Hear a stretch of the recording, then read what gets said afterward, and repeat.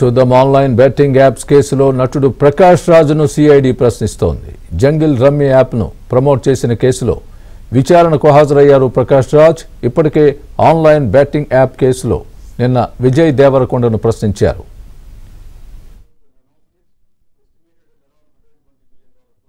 లేదండి 2016లో అప్పుడు ఇంకా బెట్టింగ్ స్టార్ట్ అవ్వలేదు. ఒక యాప్ గురించి యాడ్ చేశాను. ఆ తర్వాత అది బెట్టింగ్ అయితే దాని నుంచి నేను తప్పుకున్నాను. I did not take payment అంటే ఓకే అన్నారు.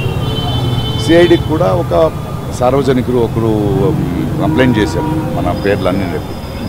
సో దాని గురించి పిలిచారు, వెళ్ళి మాట్లాడాను. 2017లో ఇక్కడ బ్యాన్ అయ్యింది.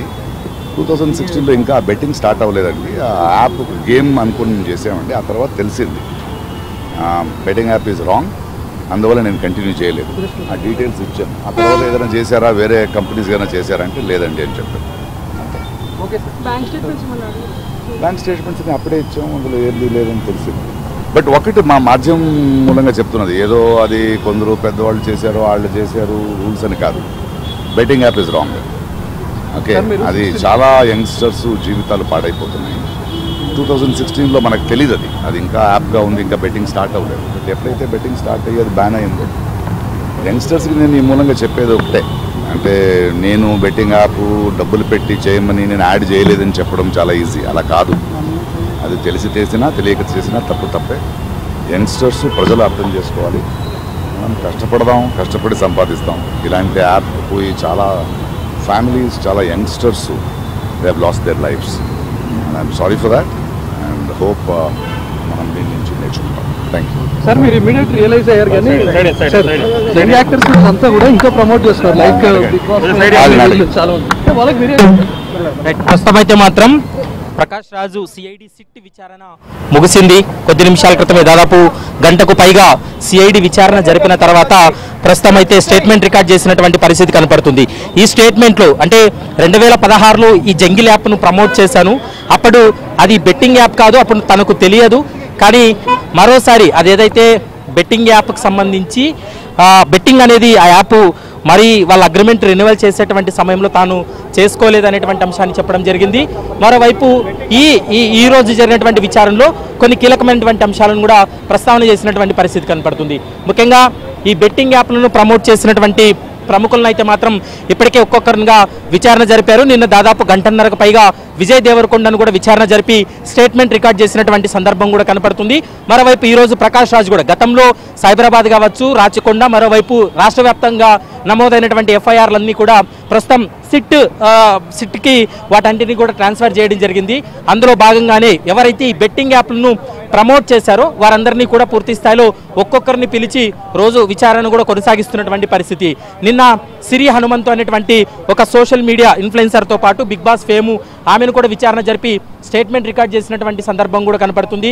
మరోవైపు ఈరోజు ప్రకాష్ రాజును కూడా దాదాపు గంటకు పైగా విచారణ జరిపి ఈ జంగిల్ రమ్మీ యాప్ అనేటువంటి ఈ బెట్టింగ్ యాప్ను ప్రమోట్ చేయడానికి ప్రధానమైనటువంటి కారణం ఏంటి, వారితో ఉన్నటువంటి ఆర్థిక పరమైనటువంటి లావాదేవీలపైన కూడా ఈరోజు క్వశ్చన్ చేశారు. కానీ 2016కు ముందు అంటే 2016 వరకు కూడా అది తెలంగాణ రాష్ట్రంలో బెట్టింగ్ యాప్ నిషేధం లేదు. తర్వాత తెలంగాణ రాష్ట్రంలో గేమింగ్ యాక్ట్ అనేది తీసుకురావడం జరిగింది.